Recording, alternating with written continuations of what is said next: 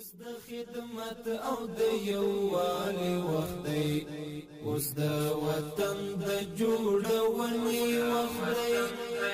السلام علیکم ورحمة الله وبركاته.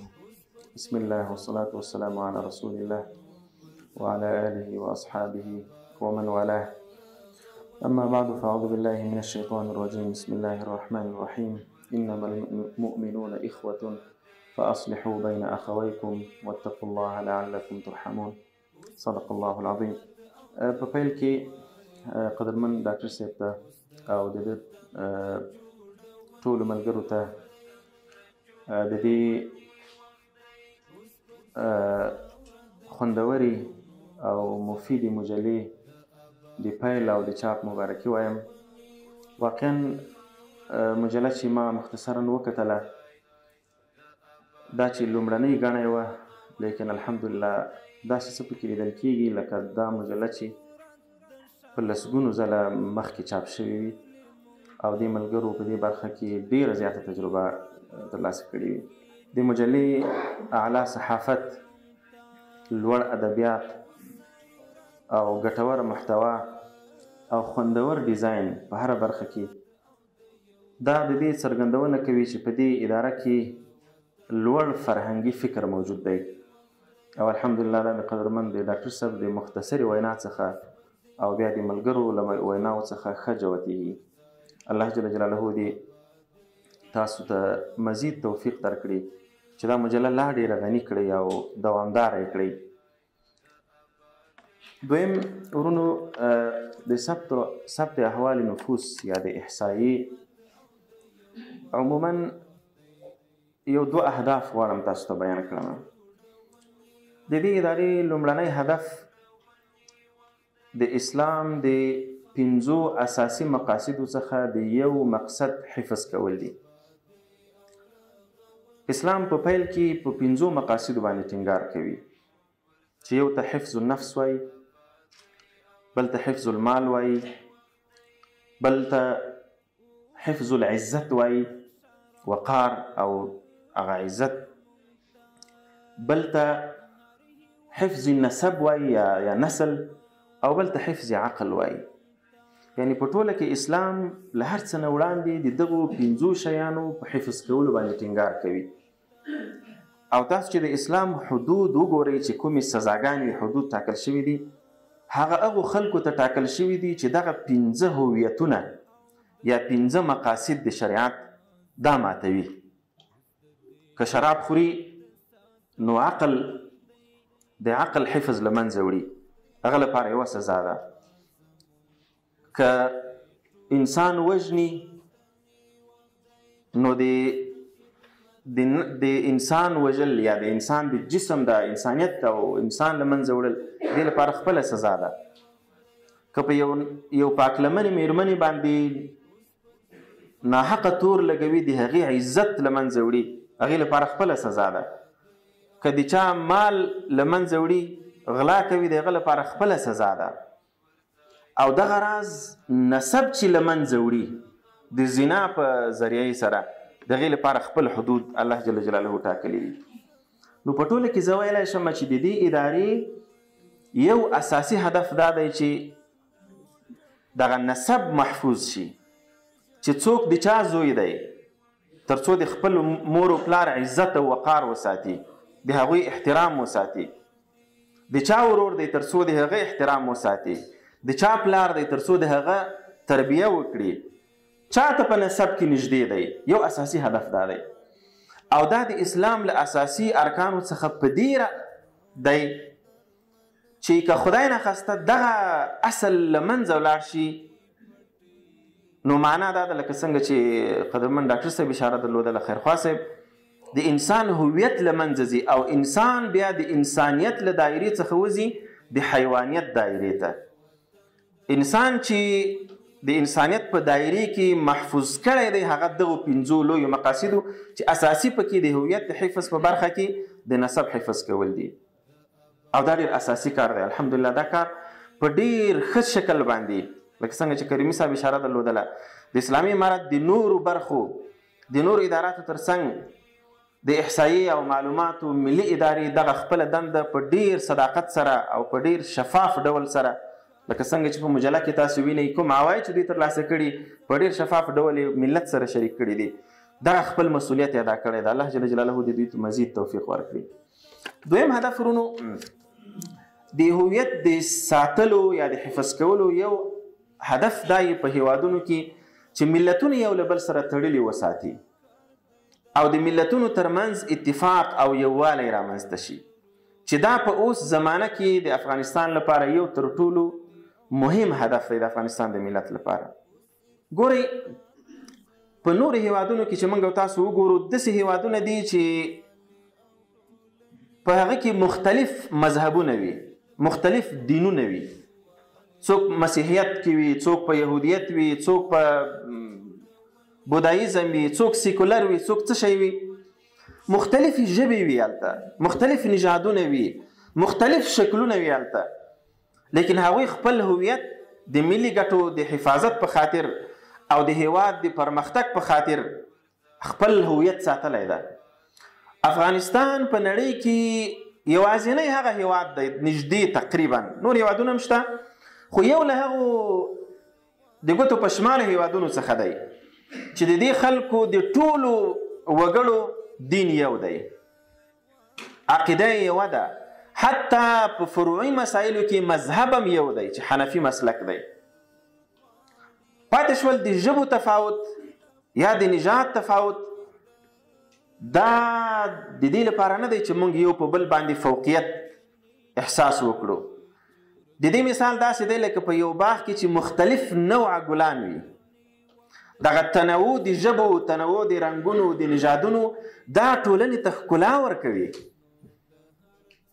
او د همدغه یو اساسي هدف چې د احصایې عمومي ملي اداره لري د دغه د حفظ لپاره چې د ملت ترمنځ یووالی دی باید موږ تاسو ډیر کار وکړو.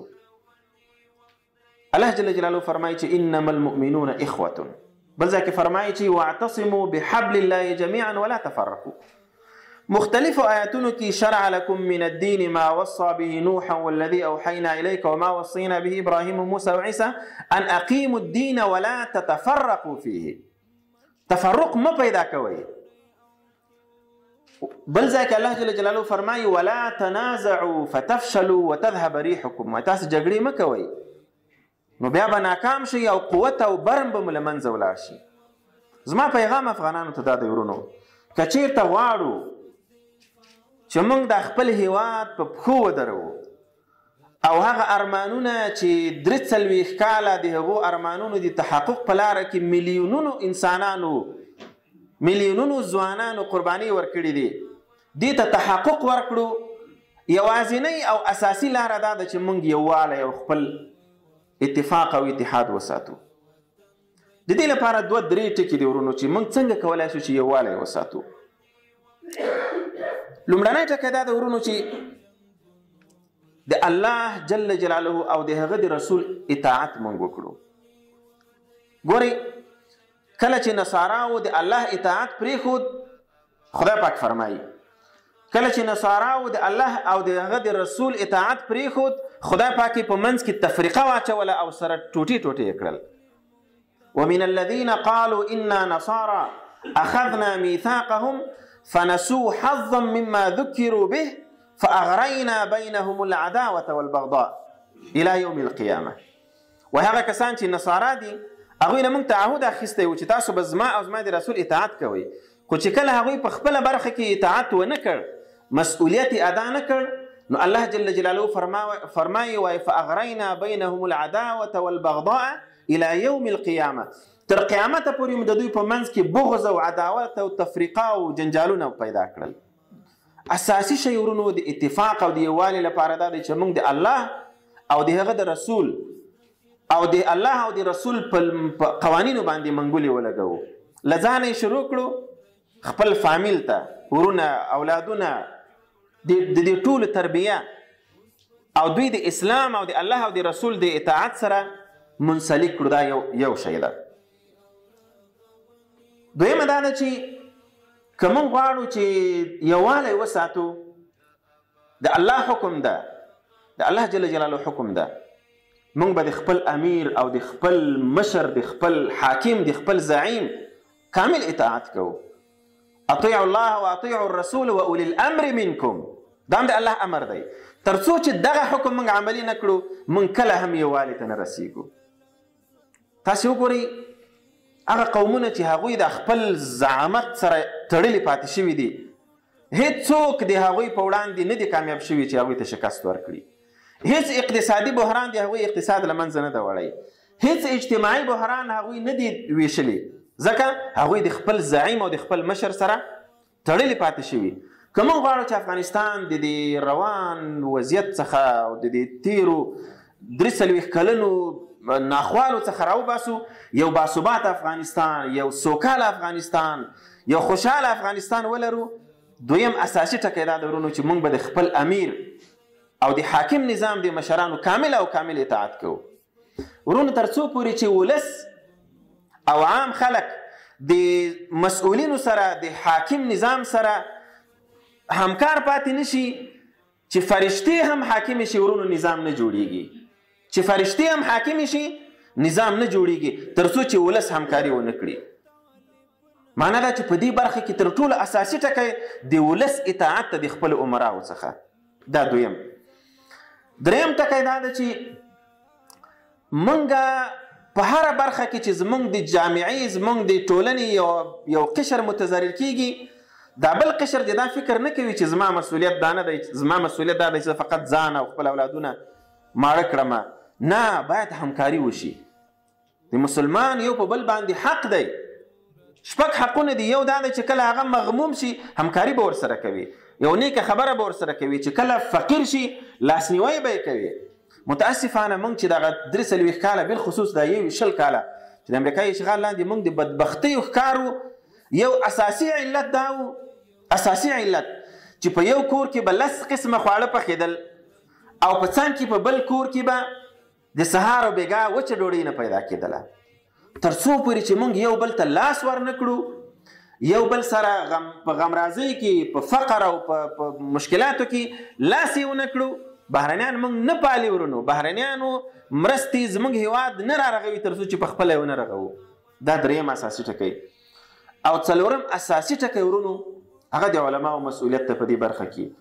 علما باید ولس ته دا فکر ورکړي چې زمونږ آبادي، زمونږ سوکالي دا په اتفاق او اتحاد کې نغښتې ده، او په دې برخه کې علما باید دا کار وکړي، ځکه په دې ډګر کې 40 کاله بد تخم کرل سوی د قومیت او د تعصب او د نژاد او د سمتونو د ژبو خطرناک تخمونه شیندل سوي دي، او دا تخمونه به علما له منځه وړي.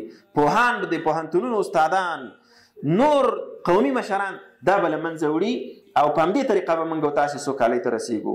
الله جل جلاله دې دغه ناسته د خپل رضا او د افغانستان د پرمختګ سبب وګرځوي. په پای کې بیا هم قدرمن ډاکټر صاحب ته او د هغه ټولو ملګرو ته د دې هویت مجلې مبارکي وایم، او دعا کوم چې الله جل جلاله دې ملګرو ته توفیق ورکړي چې دغه سلسلې ته دوام ورکړي، او د دې باعث شي چې نورې ادارې د دوی څخه په تقلید باندې همدا ډول خوندوري، علمي او قوي مجلې رامنځته کړي. اقول قولي هذا واستغفر الله لي ولكم ولسائر المسلمين. اوس د خدمت او د یووالي وخت دی، اوس د وطن د جوړونې وخت دی.